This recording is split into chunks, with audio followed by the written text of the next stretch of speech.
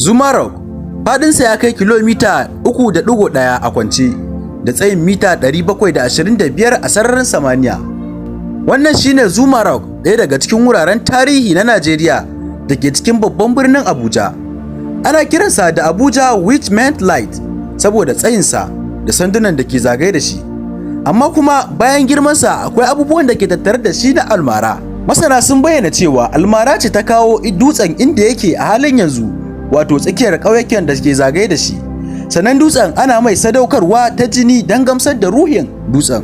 Cocin Ikoro mutane ne masu kula da dutsen tare da yi masa biyayya. Mahaifina da wasu dattijai sun gaya min a lokacin da nake yaro cewa Email Observer Suleja shine ya kawo dutsen inda yake. Ya kasance yana miƙa wa dutsen hadaya na awaki da shanu.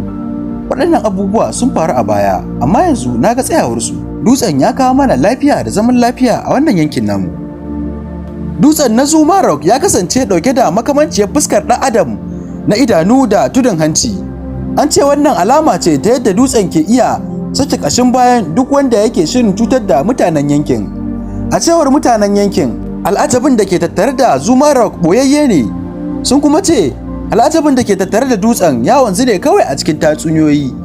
Akwai ikirarin wanzuwar ababen tsoro da ke kewayen dutsen, kamar wannan otal ɗin da Jamusawa suka mallake shi, na ɗauke da rauhanai da aljanu da ababen tsoro wanda ba a iya kasancewa a cikinsa da daddare. Ko da yake tun kafin gina shi, ruhin dutsen ya sanar da faruwan haka, amma ba su ji ba sai gashi ya musu illar da ta sa dole suka haƙura da shi. Dutsen Zuma Rock kenan da ke Abuja a Najeriya. Shin me ka sani da wannan dutsen? Ka taɓa ziyarar shi?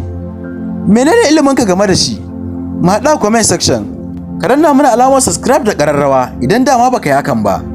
Kai mana share zuwa ga abokanka. Mun gode.